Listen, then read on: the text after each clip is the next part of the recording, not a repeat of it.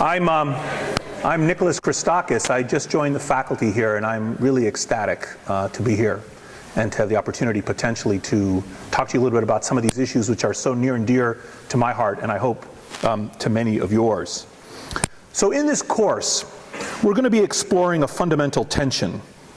And that tension arises between individual experience of and responsibility for health, illness, and death on the one hand, and the collective experience of and responsibility for health, illness, and death on the other. And in fact, illness and death are deeply personal and collective phenomena at the same time. And they are determined by both biological and social factors. And they respond to both medical and public health interventions. And they can be understood by examining them from both personal and public health points of view. Moreover, the causes of changes in population health over historical time and the causes of differences in health between groups of people are generally to be found not in genetic or biological or clinical determinants or differences between people, but rather in social and environmental changes and differences across groups.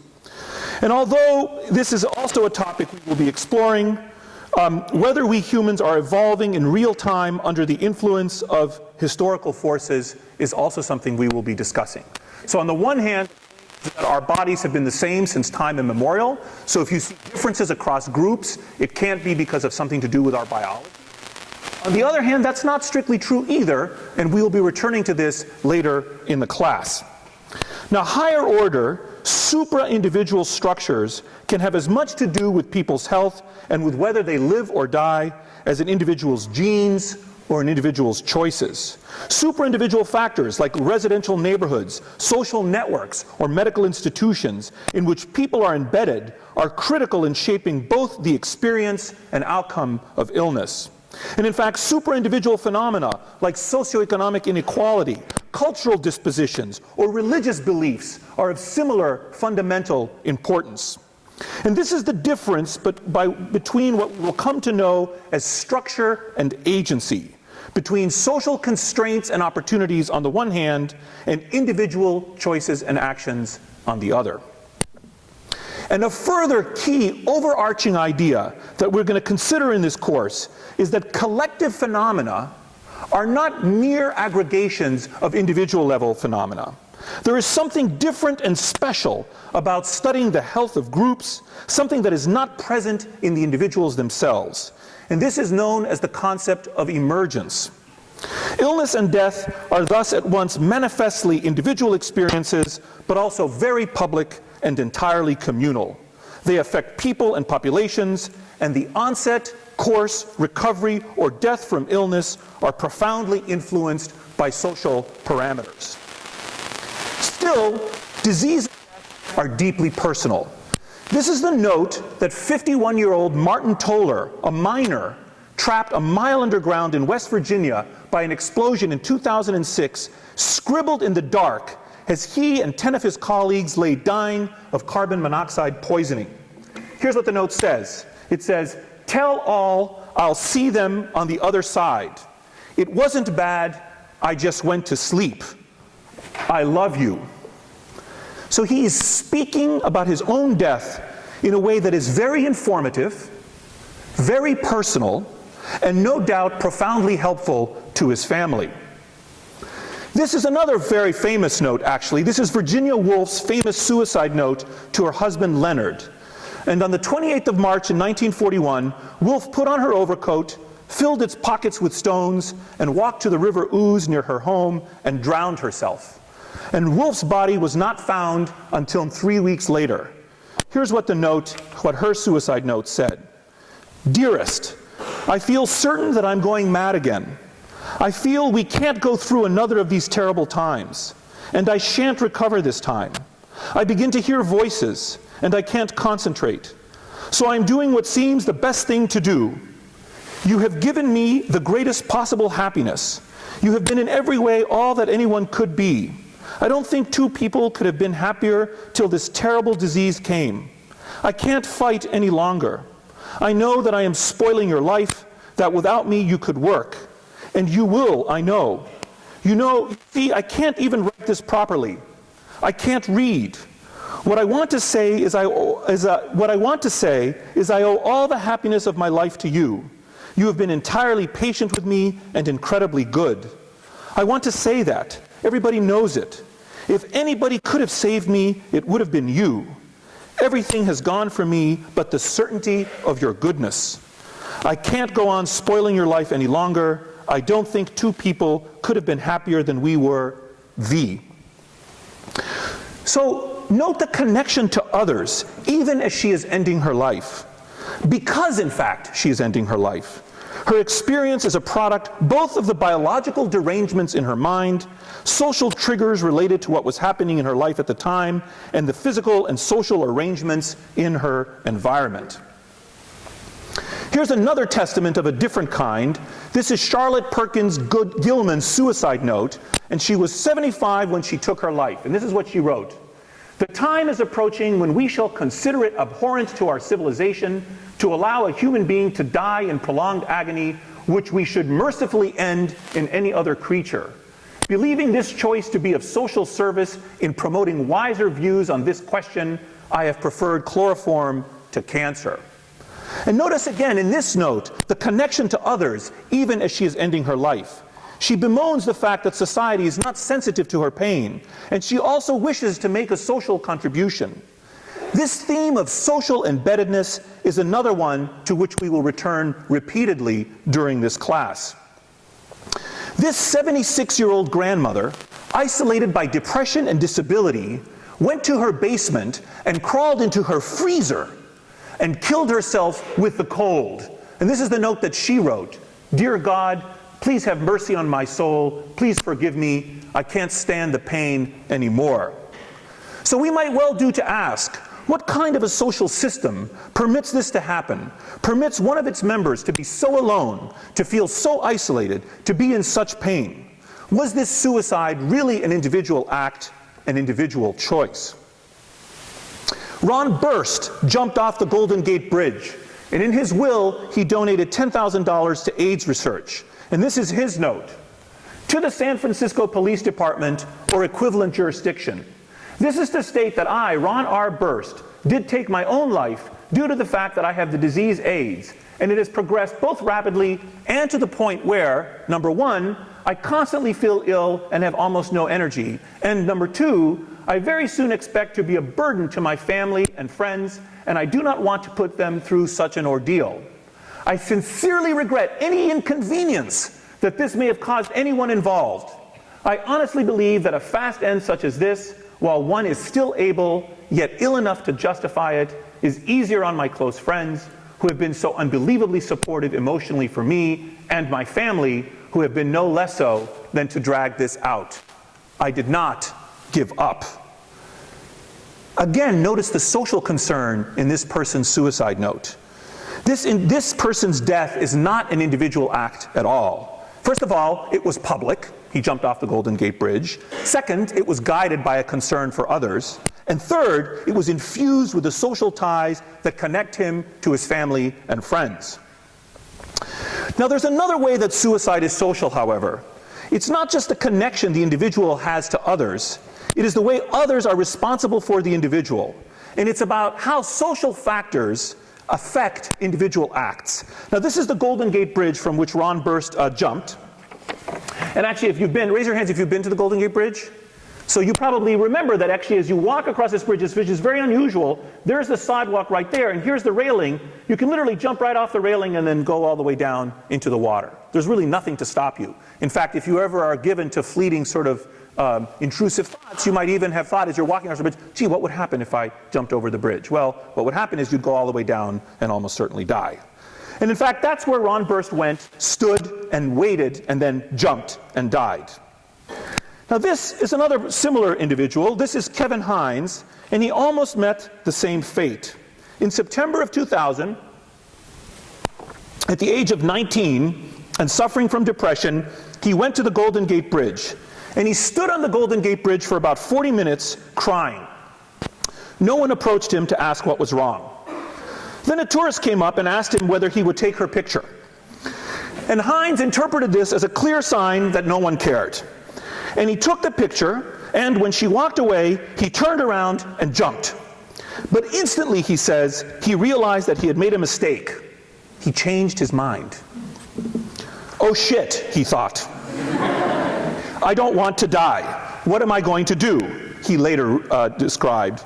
And in midair, he came up with a plan to save his life. And as he described it, his plan was, quote, it was simply this: A, God save me; B, throw your head back; and C, hit feet first. And it takes 4 seconds to drop the 220 feet, which is about 20 stories of a skyscraper, and you reach a terminal velocity of about 75 miles per hour, but he survived. And among the more than 1,200 people who have jumped off the bridge since 1937, only 26 are believed to have survived such a jump. And interestingly, a large percentage of those who attempt suicide by jumping and survive often report regretting the decision as soon as they jumped. For example, another jumper, Ken Baldwin, was 28 and also severely depressed in August of 1985 when he jumped.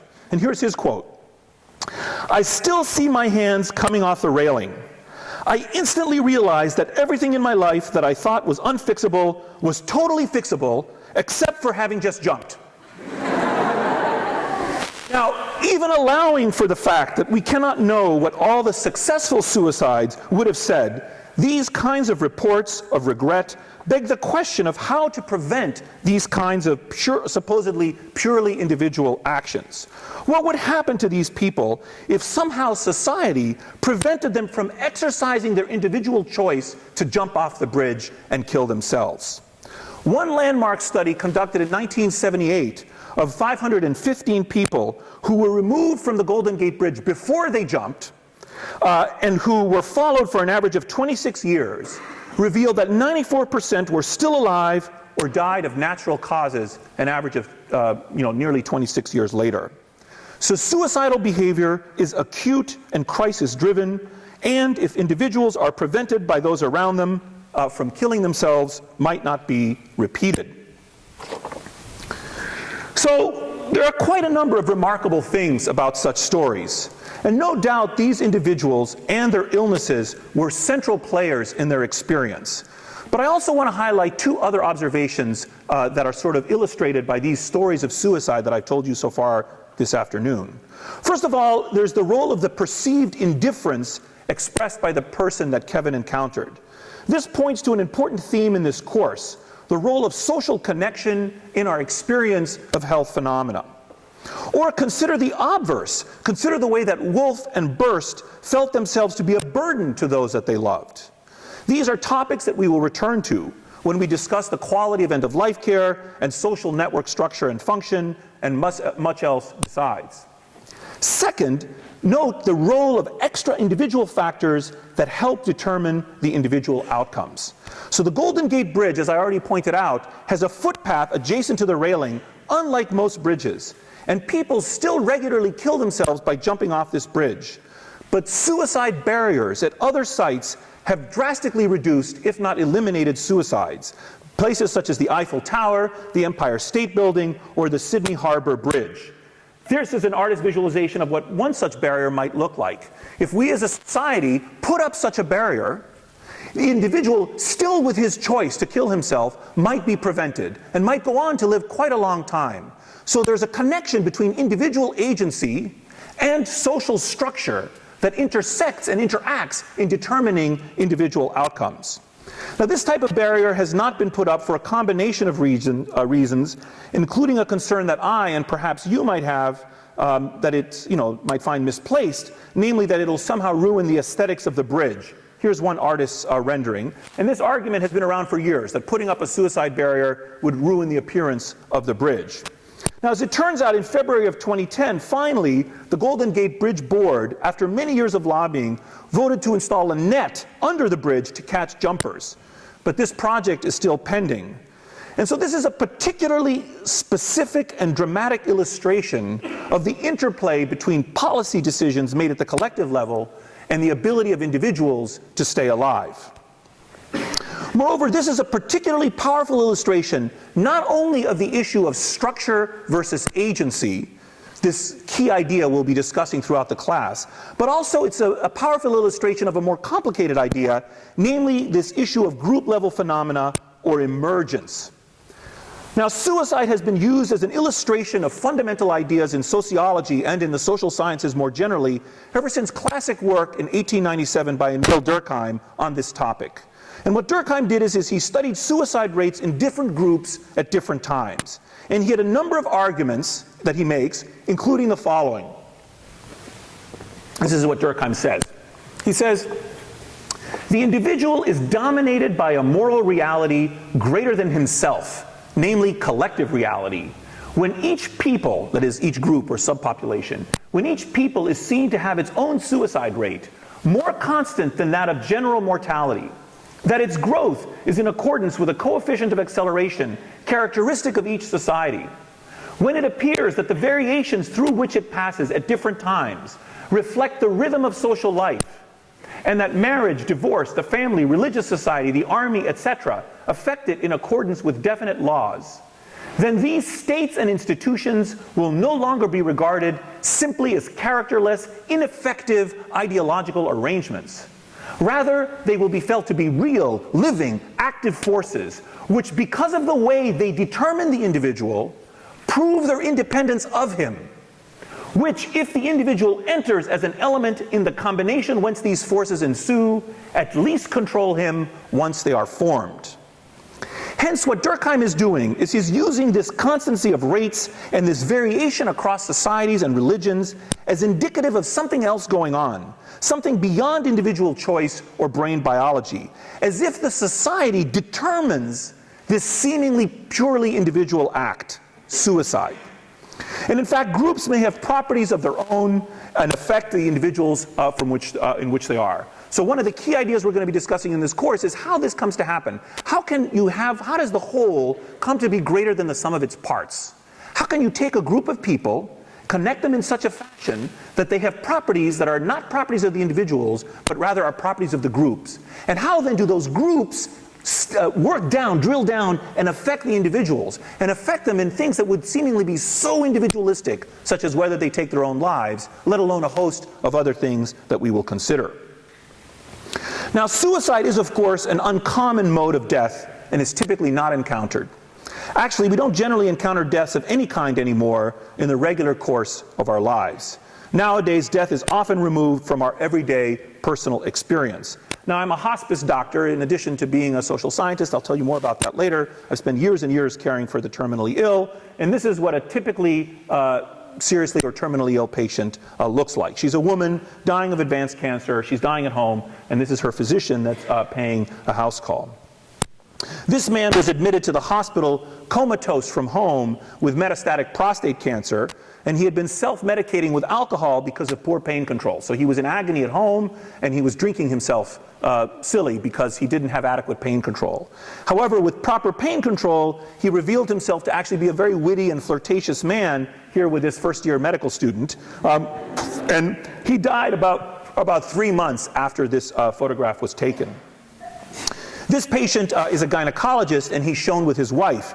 He has a progressive paralyzing condition known as ALS, or Lou Gehrig's disease, and he died 4 days after this photograph was taken. And the love in this couple and their mutual desire for connection is apparent, even so near to death. It seems different, this death, than others we might imagine, or than the deaths of those whose suicide notes we read earlier, abandoned as they were by the healthcare system or by society at large. But the question is there a more systematic way that we can understand life and death in our society and the health of the public, beyond the sorts of particularistic stories we've been reviewing? Can we get a more collective and, if less personal and less individualistic view?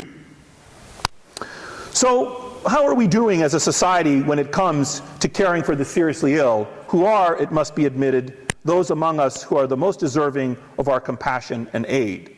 So here's a kind of report card on terminal care in the United States. Here on the far left are kinds of attributes you could imagine that anyone might want or care about at their end of life. Being free of pain, not being a burden to family, having a doctor who listens, dying at home, or knowing what to expect. And here's the percent of patients thinking that these are very important. Not surprisingly, 93% of Americans think it's very important to be free of pain when they die. 89% not burden their family. 95% have a doctor who listens, and so forth. So the majority of people think these things are important. And here's the percent of Americans achieving these objectives. 93% of Americans want to be free of pain when they die, but less than half are able to achieve that objective. The majority of Americans, when they die in pain in our society. The majority of Americans, when they die in pain in our society. Only 45% of them are unable to die without burdening their family. Only 30 to 45% have a doctor who listens. Most patients want to die at home. Only 15% of patients are able to die at home. Most patients want to know what to expect, but only 15% of patients have any kind of sense about what to expect during their end-of-life care. Now, what's interesting is, while people's desires regarding good terminal care are relatively homogeneously distributed, pretty much everyone wants the same thing, their ability to achieve this objective varies in certain socially patterned ways. And more generally, illness and death vary across time and place and according to the attributes of the people affected. For example, let's consider which patients are more or less likely to be in pain. So this slide shows some results of a statistical analysis in the form of so-called regression model with so-called odds ratios that gives the odds that a patient will be in pain. So these are cancer patients who are seriously ill. Will they or will they not be in pain? Well, if they're old, if they're older than 85, they've got a 40% greater odds of being in pain. If they're African American, they've got a 63% greater odds of dying or being in pain, having their pain undertreated. If they're having impaired cognition, they have a 23% greater likelihood. And if an explicit terminal prognosis has been made about them, they've got a 26% lower likelihood of dying in pain. So it's not so much which biological details of people's cancer, what kind of cancer it is, how aggressive it is, where it's located in their bodies, that determines whether people are in pain or not.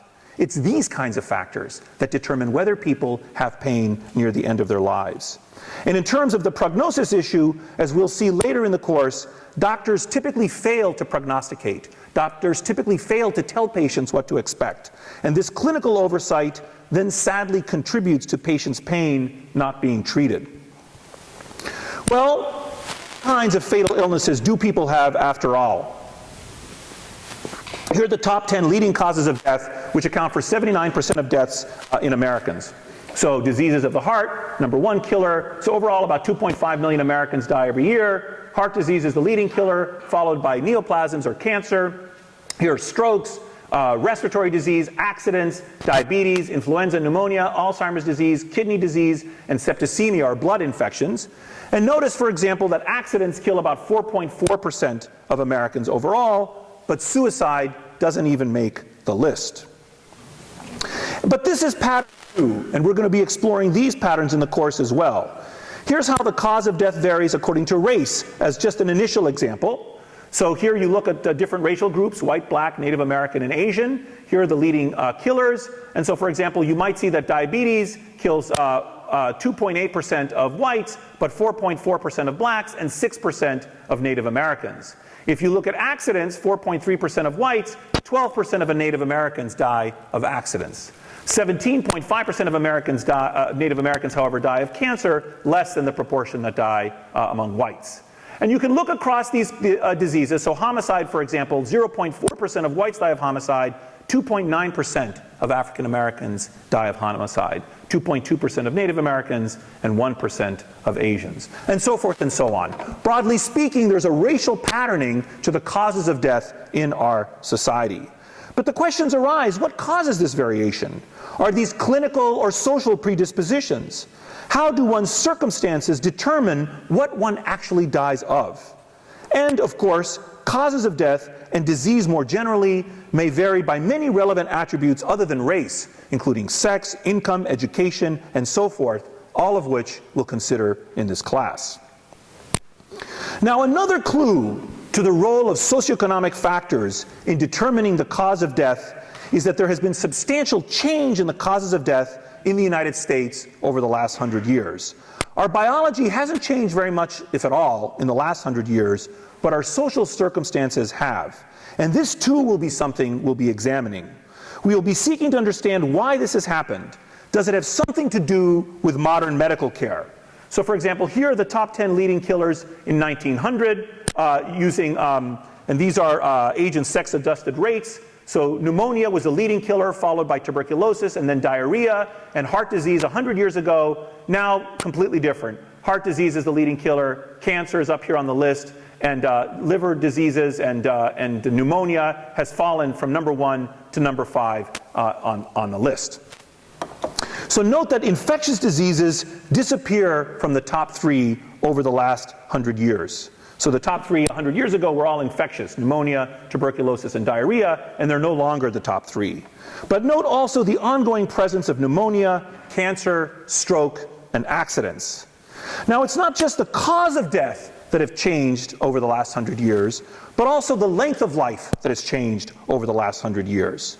And life expectancy has increased substantially over the past century, and we're going to be exploring why. Why is it that we're living longer and not only dying of different things than we were 100 years ago?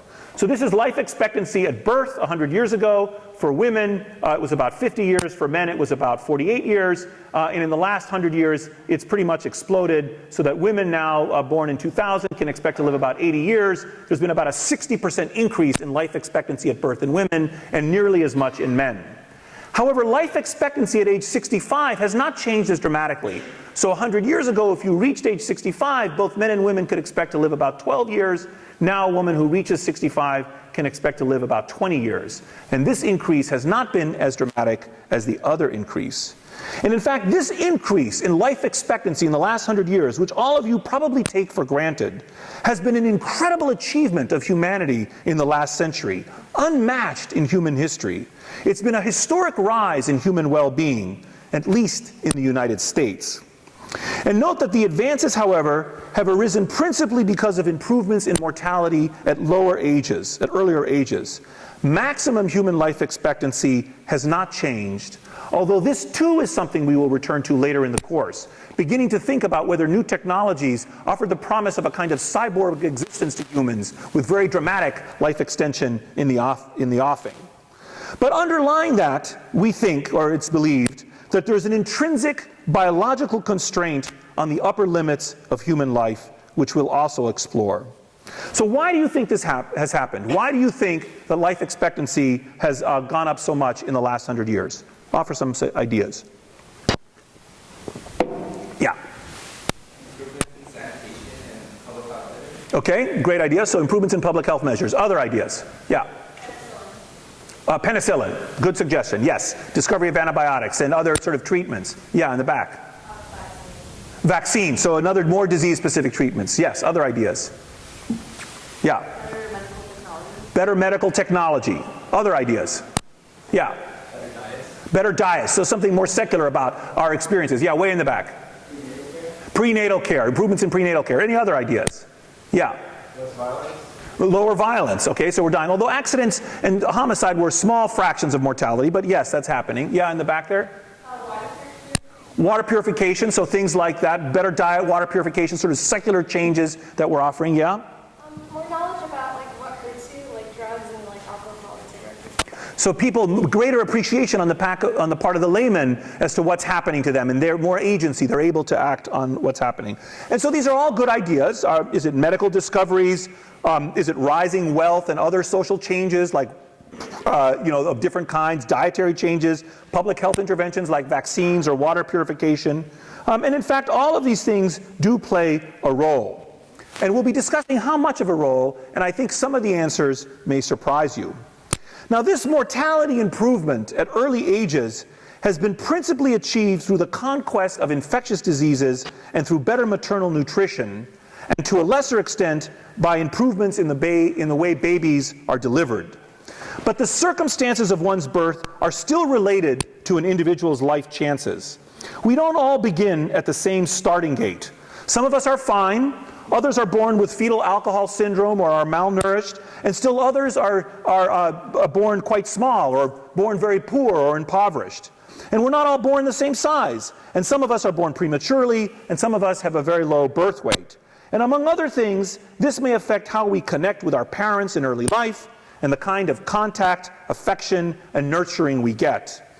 And our birth weight can have a very long reach, affecting us across our lives, which we will also explore. Indeed, there are many things about birth, your birth, over which you have no control, that nevertheless affect you quite a bit. For example, your birth weight matters. Your birth order matters. Your sibship size, how many siblings you have. You can't control any of these things, and yet all of these things have big implications for your lives. Maternal substance abuse matters. Maternal and paternal age matters. Your paternal socioeconomic status matters. And the IQ with which you're born also matters. And in fact, more siblings means less education for each one. And actually, this is interesting for another reason. Since families are getting smaller, the population in the United States may actually be getting smarter, because parents have more time to invest in individual children as the average family size declines. And our parents' habits, their age, their income, and so on all matter. Having older parents is worse for your health. For example, for every 5 years older your mother was when you were born, your risk of having diabetes during your life increases 25%. And for every 5 years your dad was older, your risk increases 9%. Having a mother who was 45 years old compared to 20 years old triples your risk of having diabetes. And in fact, how long you live depends slightly on your parents' age when they had you. So the point here is twofold. First, there are lots of things outside individual agency that can affect you. And second, these things are mostly social things. They're not biological things that are having these effects that we're discussing. Now, how many of you were firstborn? Raise your hands. And now, how many of you were secondborn and thirdborn or more? Okay, fewer of you. If your birth order is lower, this confers certain advantages. For example, firstborn children are smarter, they have a lower risk of malnutrition, but on the other hand, they have a greater risk of getting certain diseases, like multiple sclerosis, diabetes, Hodgkin's lymphoma, testicular cancer, eczema, hay fever, and many other diseases. And they're also at lower risk and studies in the developing world, for example, have shown that when food is scarcest, parents follow a very rational strategy of exposing their more vulnerable children to greater malnutrition risk. So in the developing world, you have many kids, food is scarce, you feed the eldest and starve the younger children. And there are many candidate explanations for why these things, these effects might take place. So, for example, a lot of these diseases here have to do with immune function. So there may be something different about being a firstborn compared to a latter-born kid that affect your immune function in some way. And there are many candidate explanations for these effects, which focus on social interactions within the family and on biological effects related to the in utero environment. But let's take a look at what is it about being a firstborn that increases your IQ. So there are two possible hypotheses. One possibility is that it might have to do with something about neural development in utero, or with uterine factors. So is there something about the mother's uterus when it's first impregnated, when it's having the first baby, that's different than the mother's uterus when she's having second or third babies? And is that what makes, or the maternal environment more generally, not just the uterus, and is that what confers the IQ advantage to firstborn? Or is it social? Is there something social about being firstborn? For example, those of you that are have large sibships, are the parents always directing the tone of the conversation to the eldest child? So the second child never gets to really participate in high-level, demanding intellectual conversation because the parents are always pitching it at the eldest child. Or do parents have more time at a crucial point in life to give to the eldest child and therefore can't give the younger child the same kind of attention? So there are two possible explanations for why older children are firstborn children and higher order birth order children are smarter than lower birth order children. One is biological, something about the in utero environment, and one is social, okay? So this is the results of a very large study that was done which tries to adjudicate between these competing claims. This was a study of millions of Norwegian military conscripts followed between 1967 and 1976. And what they found is, here's the IQ of the average IQ of firstborn Norwegian military conscripts, about 103. Secondborn have the median IQ of about 100. Thirdborn are down here at 99, okay? So it's monotonically declining. So then they said, well, let's look at families in which if you're the secondborn kid, the older sibling died. If it's a biological, there should be no IQ change in that situation, right? The uterus in which you had your fetal experience hasn't changed because of the death of your older sibling. So there should be no benefit to you in that regard. And let's compare that to kids whose older sibling has not died. And what they found is that second-born children whose older sibling died actually gain 3 IQ points and approximate first-born children, okay? So this is consistent with a social explanation for the IQ difference, not a biological explanation.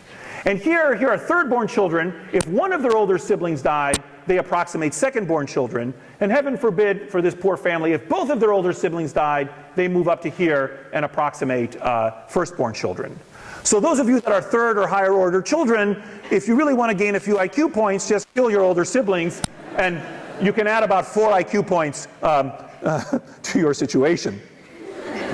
So this is a kind of a study that we'll be looking at in this course, trying to ascertain what fraction of the experience of illness that we see relates to the sociological and social factors, and what fraction relates to the biological and clinical factors in human beings.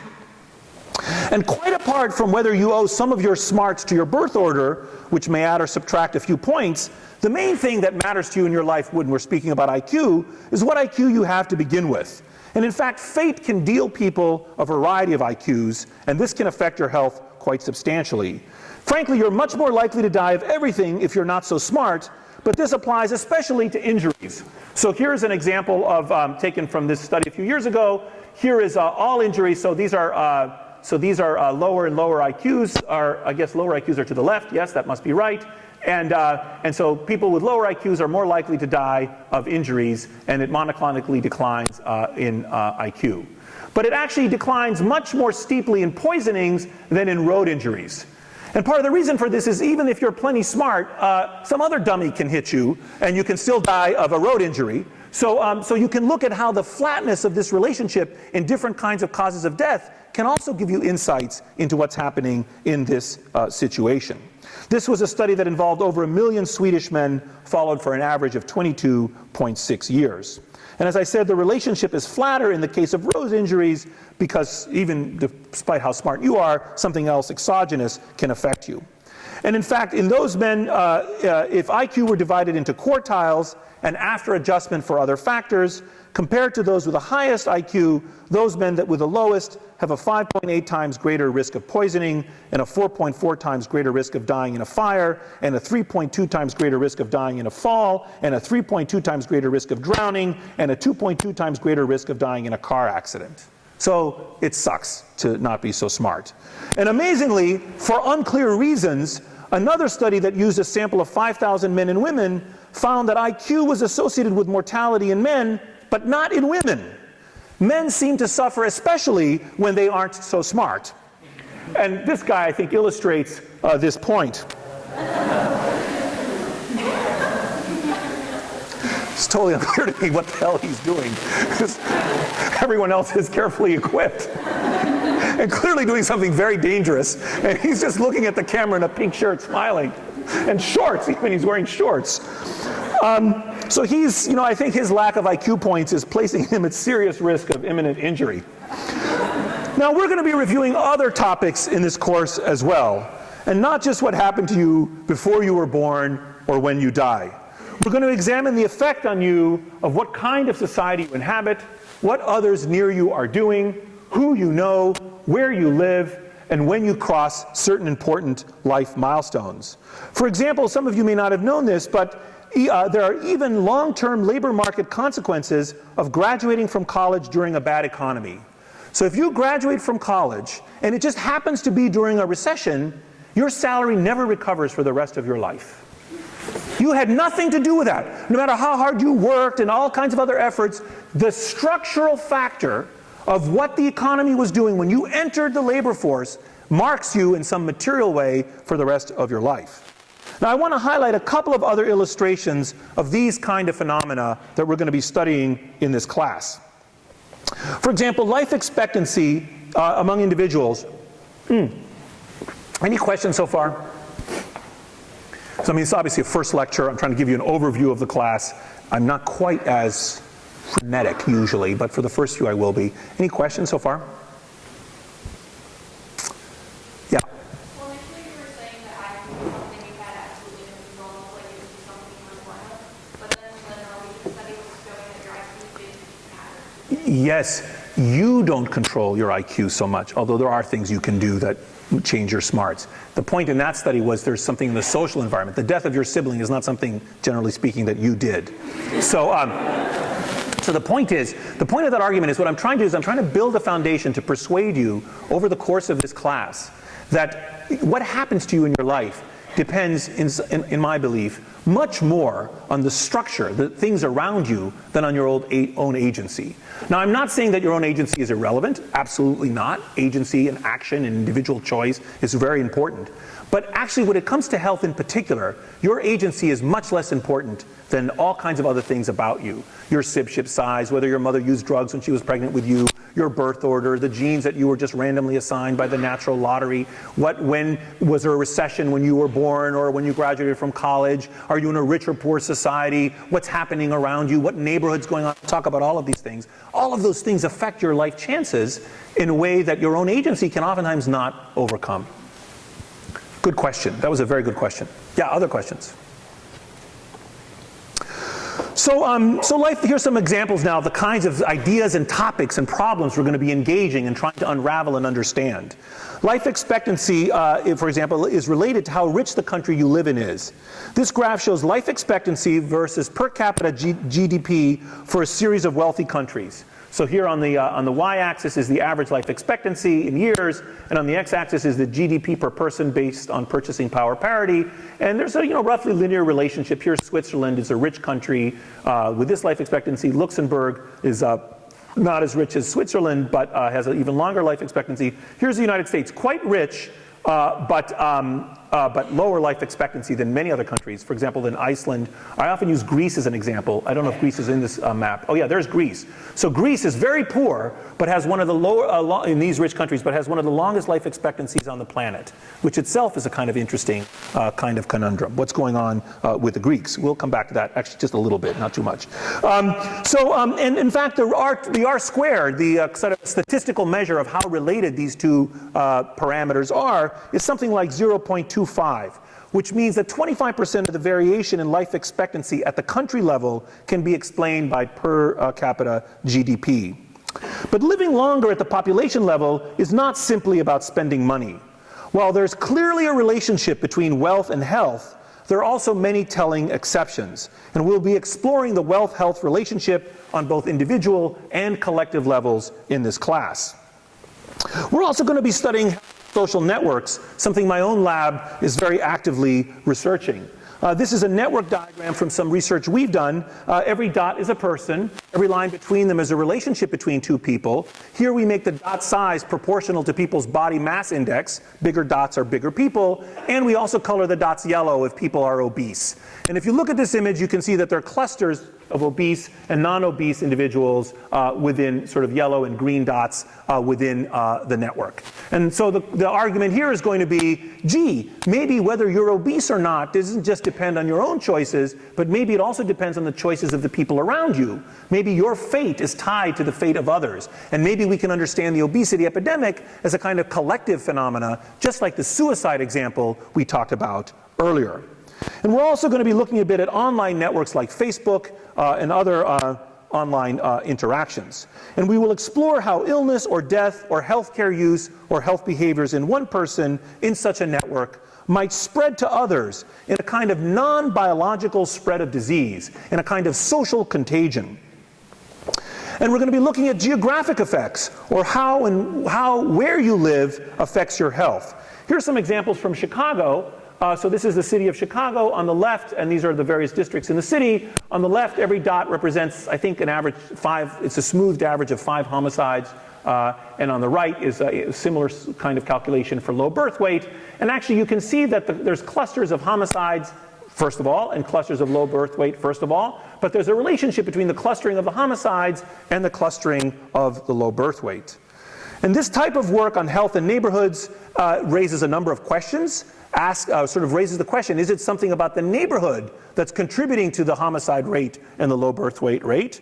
Or is it something about the people within those neighborhoods that is giving rise to those kinds of outcomes? Does it have to do with individual agency, or does it have to do with structure, or both? And we will be discussing this as well. Here's another example. For instance, whether a patient dies at home, as most people prefer, or in a hospital, varies substantially according to where a patient lives, and relatively little according to a patient's own attributes, such as what they want, what their diagnosis is, or what their age is. So whether or not people are able to die at home, which most people want, seems to be related not to what they actually want, or to who they actually are, but rather to where they happen to live. And in fact, here on this map, the map is colored according to the fraction of decedents that die at home, that die in hospitals. And here in Mississippi, a very high fraction of decedents die in hospitals, ditto here in this part of the country. And it varies from place to place. So whether you die in a home or a hospital varies according to where you live. And there's analogous variation with a different geographic distribution in in a whole host of medical features, like whether you get end-of-life care in an ICU, surgical procedures, chemotherapy use, and all kinds of things, as we shall see.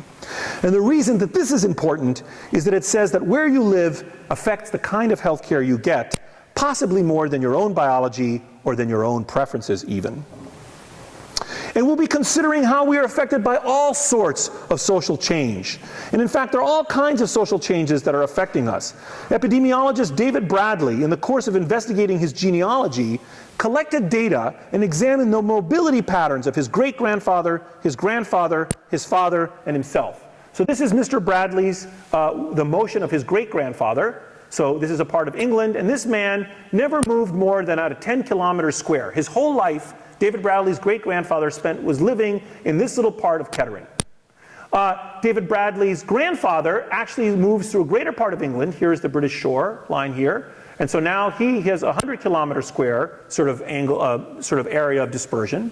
Bradley's father actually now branches out, explores this part of England, and also moves throughout Europe, 1,000 kilometers square. This is Bradley himself, kind of a globetrotter. He is moving over a 10,000 kilometer square area. In fact, to keep this up, David Bradley's son would actually have to become an astronaut to move into space in order to keep up this pace.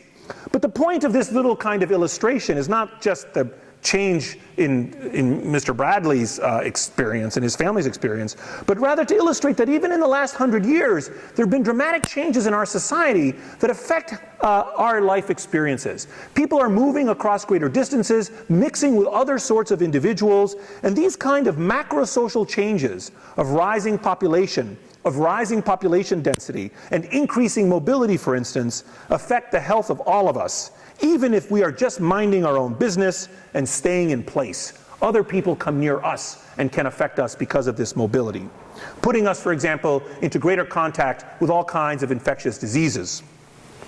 And it's in fact quite an interconnected world that we inhabit. This shows the aviation network for civil traffic at the 500 largest airports in 100 countries around the world. And the point is that changes in social customs in terms of transportation also places us at new risks for emerging diseases. Globalization affects health. So, how do we explain social phenomena? And this is the third or fourth major theme of the class that I'd like you to have a sense of, we'll be discussing over the course of the semester. So there are two kinds of ways that social scientists approach a kind of explanation of social phenomena. One is known as methodological individualism. And this perspective says that explanation for social phenomena, such as social class, markets, power, institutions, and so forth, must be formulated as or reducible to the characteristics of individuals. So if we're trying to understand some collective process, we need to understand individual action and individual behavior, is the argument for methodological individualism. On the other hand, methodological holism, which is a more Durkheimian point of view, says that each social entity, totality that is distinct from and cannot be understood by studying its individual component elements. And in fact, holism is related to emergence. Social phenomena, for example, culture, have an enduring reality that transcends individuals. Durkheim, for example, argued that social facts can and must be studied and explained independently of the individual, as in the case of suicide we discussed earlier. There's something to being Americans, Buddhists, Marines, Yankees fans, or Yale students that has nothing to do with the constituent individuals, and that stays constant even as the individuals change. We can talk about these groups, study them, and watch them outlast the lives of their members. And this dichotomy also reflects the tension in social sciences between structure and agency as determinants for outcomes and phenomena. And this dichotomy is relevant to the distinction between medicine and public health. So medical care is the science and practice of diagnosing, treating, and to a lesser extent, preventing disease in individuals, and interventions take place at the bedside. But public health is the science and practice of protecting and improving the health of a whole community or population, as by preventive medicine, health education, control of communicable diseases, application of sanitary measures, and monitoring of environmental hazards. And interventions take place in the field. Thus, in sum, the questions that this course will engage are the following. What are the main determinants of health? When do we focus on the individual, and when do we focus on the crowd? Which health phenomena occur at the individual level, and which ones occur at the population or group level? And how can we best improve our own lives and the lives of those around us at the same time? Now, this course should be of interest to people in diverse majors. We've had people taking this class in biology, biochemistry, anthropology, history of science, economics, psychology, sociology, anthropology, people interested in public health, public policy, or medicine. And we're going to be discussing these kinds of topics in the class. We're going to talk about the role of medical care in population health. We're going to open with an exploration of whether medicine matters. Does it matter that we have this excellent healthcare system in our society? Does it explain why we are or are not healthy? We're going to look at the social distribution of illness. We're going to look at the social construction of illness in medicine. We're going to talk about death and dying. We're going to have a couple of lectures or a lecture on medical error and iatrogenesis, or doctor-caused injury. We're going to look at health behaviors. We're going to look at religion and health. And we're going to talk about inequality, social position, stress, and social support. We're going to have just the right number of lectures on social networks and health. We're going to talk about social capital. We're going to have an introductory or a nice lecture on biosocial science, the intersection of the natural and the social sciences. How does the biological become social? And how does the social become biological? How does poverty kill you, actually? How does poverty get under your skin? How does it become embodied? What does it do to you biologically that kills you? We're going to look at neighborhood and geographic effects on health, and we're going to close with 2 or 3 lectures on public health policy.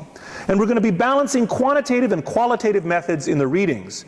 We're going to read widely in economics, sociology, medicine, public health, psychology, anthropology, cultural studies, and epidemiology. And we're going to learn about causal inference and empiricism in the social sciences.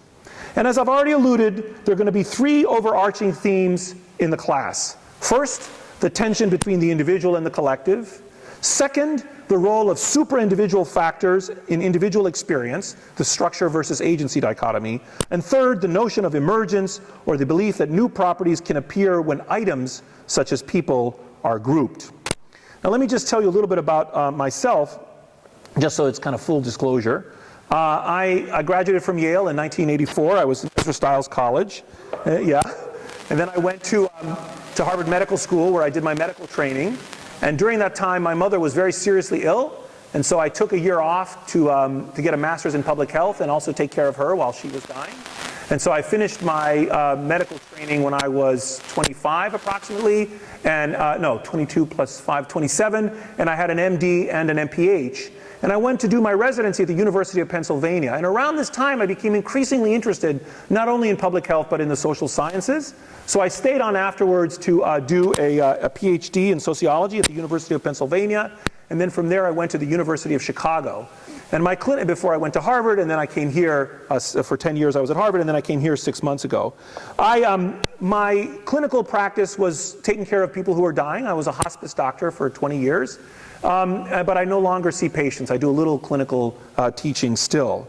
My own kind of perspective, as you will gather or have perhaps already gathered, not only in the clinical care I used to deliver, which I'd like to think was restrained and careful, but also with respect to my attitudes towards the benefits of medicine, is actually kind of skeptical and nihilistic. I actually don't think medicine does very much at all. And I'm hoping to persuade you of this over the course of this class. I actually think there are many ways in which, if we wanted to improve the health of the public, we would radically change how we orient public policy.